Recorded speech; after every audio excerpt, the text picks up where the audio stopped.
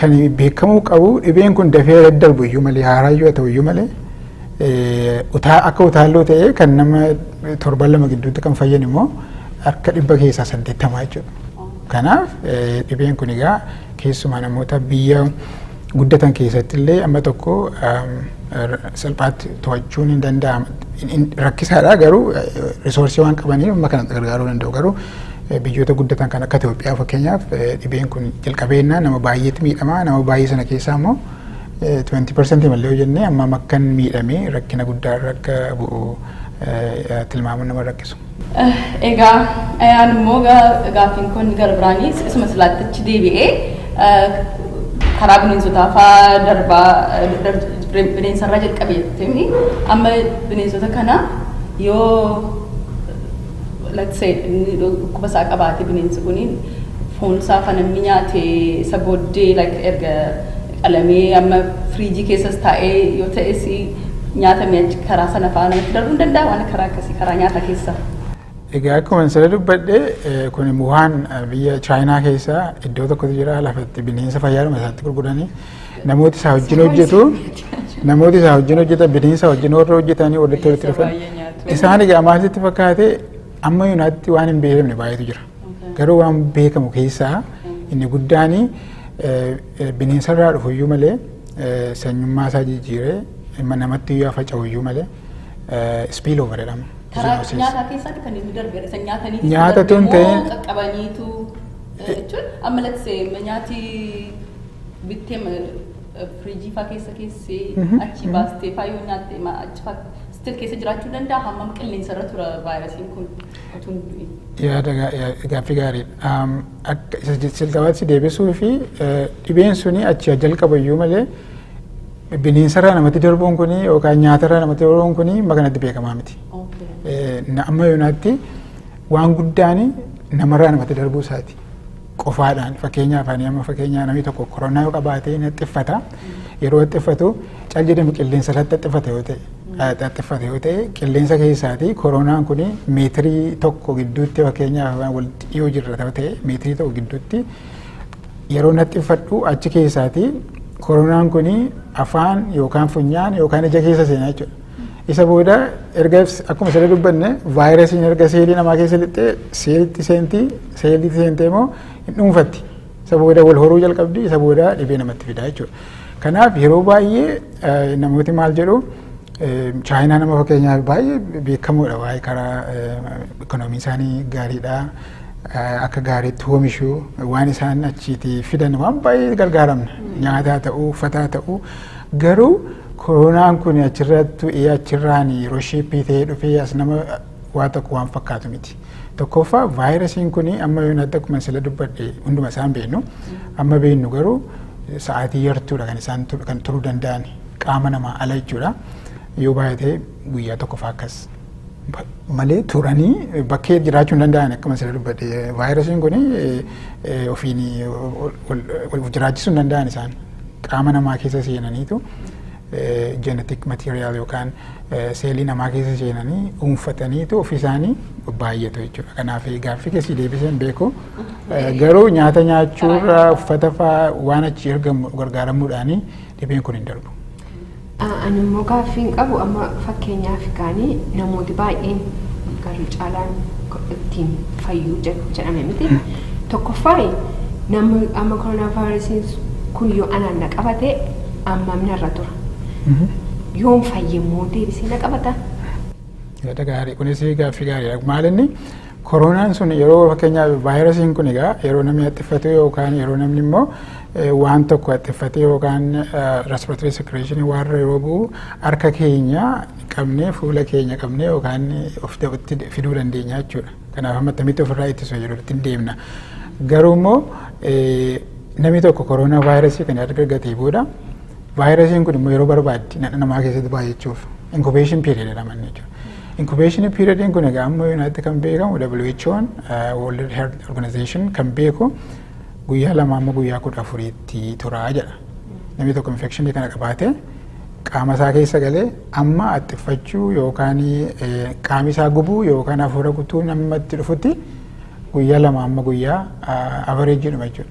torban tokko ta'uu danda'a torban lama kanaaf namni baay'een amma sirrii namni fakkeenyaaf amma kanaaf guyyaa 10 iddoo ta'e yookaan mallattoon qabdu yoo ta'e teestiin kee negatiivii taanaan ati baateetta jechuudha yoo ati qabdu jechuudha. Dhibee sana erga si qabee booda immoo deebi'ee si qabuu danda'a kan jedhu si kana qorannoon isaa sirriitti hin beekamne. Garuu jeneraalii fakkeenyaaf kan akka miisilii gifira fa'aa manaa fudhannee ilaalle vaayirasiidha. Erga gifirri sun si qabee booda antiiboodii develooppii godha jechuun qaamni keenya maalinni fayyaa qabaanne baakteeriyaa isa ta'u jarmii hunduma isaa ofirraa ittisaa jechuudha. Kanaaf qaamni keenya baakteeriyaa sanaa fi qophaa'ee waan baakteeriyaa sana ajjeesu qopheeffatee kaa'aa jechuudha. Akkuma sooljarii jechuudha akkuma wataaddaraa jechuudha. Dhaqee akka loltuu baakteeriyaa kana. Kanaaf antiiboodiin suni yaadateetu dhibee kanaaf gifira namarraa dhowwaa jechuudha. Kanaaf al tokko si qabeenyaani most likely lammataa isin qabuu dhiisuu danda'a. Garuu inni koronaan kun egaa akkuma sirra dubbadde haaraadha. Kanaaf qoratamaa jira waan ta'eef beekumsaa nama rakkisa. Mee kamitti ofirraa ittisnatti galuudhaa fi amma miidiyaa irratti akka hedduu dhagaa jirrutti harka dhiqadhaa baay'ee kan himamaa jiru miti. Wantichi garuu qilleensaanis akka namatti darbuudha kan hin ta'e maaksiis namni yeroo baay'ee maal jedhama sana gaafa uffatu argina. Asitti garuu kan irratti baay'ee jabeessanii himaa jiranii harka keessan dhiqadhaadha. Maaliif harka dhiqachuu qofa irratti fookasii gochuun barbaachise tokko amma yoo stoora magaalaa kana deemtee saanitaayizariin dhumeera bishaan dhumeera kaaspoortii waan hedduu kaleessaan nu deemeen nan dhabe namni xiqqoo waan rifate fakkaata. Kanaaf tokkoffaa diferensii maaliif qilleensaanis inuma darba jetteetta. Dhuguma immoo fakkaata miti vaayirasiin dhukkubni qufaan kunis yeroo baay'ee qilleensumaan darba. Amma garuu kan hedduu himamaa jiru harka keessan qulqulleeffadhaadha. Maaliif kanarratti gadi jabeessuun barbaachisa? Sirrii gaaffii gaariidha kunis maal jechuudha vaayirasiin kun kan inni tokkotti darbu erga bineensa dhufenne namarraa darbuu jalqabe akkuma gaaffii egzaampilii sitti himuudhaa fi niiwoorki keessatti abbaa seeraa tokko ture abbaan seeraa kuni vaayirasii kana qabaate haadha mana isaa dabarsee ijoollee isaa dabarsee isa immoo fuudhee nama hospitaalatti kan geessu raayidii kan kennuufitti darbee nama baay'eetti faala jechuudha salphaatti dabru. Kana jechuun respiratory droplet jedhama jechuudha namni tokko yeroo xixxiffate yeroo qofa'u baakteeriyaan sun vaayirasiin sun hidhattee wayirra buute jechuudha. Fakkeenyaaf qilleensa kanatti nafu yoo namarra buutee wayirra bu'a. Wayirra yeroo bu'u immoo harka keenyaan hin qabna. Harka sana yeroo qabnu immoo harki sun hin faalama. Harka sana immoo maal goona yeroo baay'ee af qabna afaan keenya yookaan fuula keenya qabna jechuudha. Kanaaf harki keenya baakteeriyaa isa ta'u vaayirasii isa ta'u waan baay'ee qaba jechuudha. Kanaaf immoo afaan harkaan nyaannas waan ta'eef harka keenya dhiqachuun mala tokko jechuudha. Harka dhiqachuu qofti immoo namni baay'ee nama tarii kan nu hubachuun irra jiru harka yeroo dhiqannu akka gaariitti dhiqachuu qabna. Sirriitti dhiqachuu qabna. Sekondii 20 dhiqachuu qabna. Sekondii 20 jechuudha. Kanaaf turuun you have to mindful. Sadaffaa immoo waan ittiin dhiqannu saamunaadhaan dhiqanna. Akka gaariitti iskiraabii goone dhiqanna. Sekondii 30 fi sekondii 20 fi dhiqanna. Yeroo ammattamis akkuma salakkaawwan ammattamitti hin bartaa masalee. Daqiiqaa sekondii 20 yoon guutu ta'e hin duutu jechuudha. Jechuun yeroon sun dheeressuudhumaaf natti fakkaata. Yeroo lama happy birthday jedhaati. Lama yookaan sadii. Yoo lafa kootee godhatee akka bulluqa. Bishaan sana jechuun maal kun maal godha sitti fakkaate kuni yeroo bishaaniin dhiqattu ofirraatii dhiqachuudha irraa dhiqee baasa malee keemikaalii sana tajjeessamin. Yeroo amma fakkeenya haandi saanitaayizarii gargaaramtu immoo garuu wanni sana vaayirasii sana alkooliin parsantii 60 ta'uu qaba. Inni yeroo harka keetti dhiqattu harka keetti haxaawwattu inni hin ajjeesuu danda'a. Harka kee yeroo dhiqattu garuu sirriitti dhiqachuu qabda. Sekondii 20 akkuma jettee happy birthday lama sadii yoo jette tokko lama sadeetti amma 20tti yoo lakkoofsise sekondii 20 jechuudha. Kanaaf fookasiin guddaan harka dhiqannaa irratti ta'uunsaa kanaaf tokko.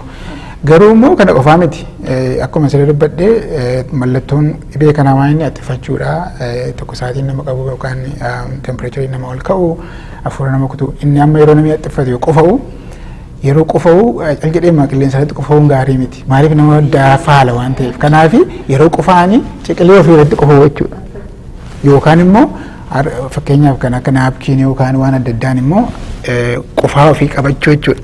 yeroo xiffatanis yeroo qufaanis. Yeroo hundumaa dhukkuba kana qofaaf osoo hin ta'in yeroo hundumaa. Sirri kanaaf amma fakkeenyaaf nama keessatti xiffachuu tufuu waan akkasii kuni keessumaa salphaatti baakteeriyaa yookaan vaayirasii babal'isuu danda'a jira. Kanaaf xiffachuu yeroo xiffatanii kabarii gochuu yookaan immoo asirratti amma fayyana xiffadhee namni baay'ee irraa dhimma tokko pirootektii godha. Inni kaan immoo yoo si dhukkubee manuma kee ooluus irra jira jechuudha malee walii gadi fakkeenyaaf lafa namni baay'atu deemuun gaarii miti. Maaliif nama baay'ee faaluu dandeessa waan ta'eef ivantii yoo jiraate yoo dhibee koronaa qofa utuu hin ta'in akkuma ta'e dhibeen keessumaa qofaa namatti fidu taaloo namatti fidu namooti salphaatti miidhamanii rakkina guddaa keessa galan jiru kan akkeenyaa dhibee adda addaa kan qaban kan sombaa akkuma siree dubbadhe namooti dulloomanii salphaatti itti dabarsinee jirri kun dhibee guddaa irra bu'uu danda'u nuti garuu fayyuu dandeenya wayyaa qabaanne jechuudha. Kanaaf harka irratti dhiqachuun baay'ee barbaada. Prevention is better than cure jedhuni. Maaliif keessumaa namooti biyya keenyaaf dhaamsan qabu harka dhiqachuun yeroo xiffatanii caljalanii qilleensa irratti hin ta'in qeqalee ofirratti harka sadaffaan immoo fuula keessan hin qabinaa waan jedhusi jira. Inni lammaffaa kan effektiivii ta'e hin beeku harka kee dhiqatteenaan fuula kee qabde maa miti. Garuu harka kee hin dhiqatin yoo fuula kee qabde salphaatti warra tii jedhama tii hiriyaas jedhamu ija lamaatu jira afaantu jira funyaantu jira. Isarraa harka kee achi akka hin qabannedha jechuudha. Kanaaf egaa walumaa galatti ittisuutu irraa gaariidha jechuudha. Nama sun dhibee sana egaa dhibeen sun qabame booda tajaajilurra. So amma gaa hawaasa keenya keessatti namooti akka isaan of eeggataniif maal fa'aa gochuun irra jira akkamittiin barsiisuu fa'aa dandeenya yookaan maal fa'aa gorsuutu namoota jiratti yaaddan?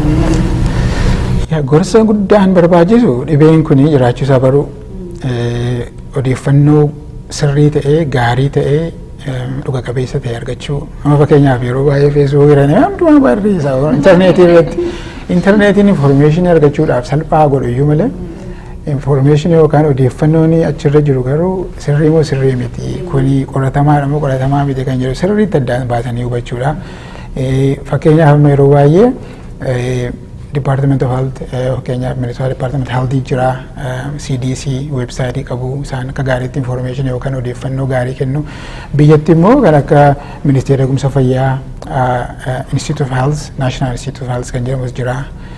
Qaamni mootummaa warra akkasii warra yeroo dhiyeessanii yaada isaan dhiyeessanii ekspertoota dhaggeeffachuudha.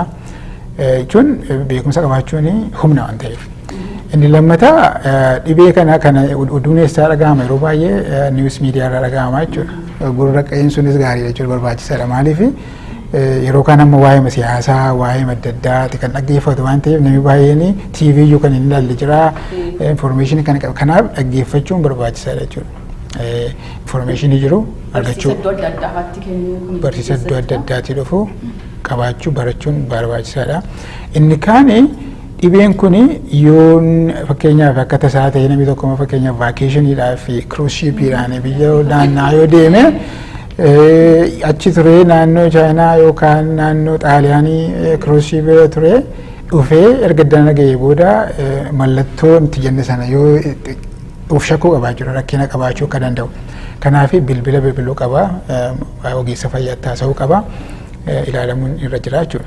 Yoo immoo utaalloo ta'uu baay'ee influenzaas ta'uu flu-like symptoms kan akka utaalloo adda addaa kun immoo nama qabaatee naani uummatni akkuma mana oolu barbaachisa. Fakkeenyaaf ammaa namni waa tokkoof si waama ayyaanaaf mana isaatti si waama yookaan eventii tokkoof si waama.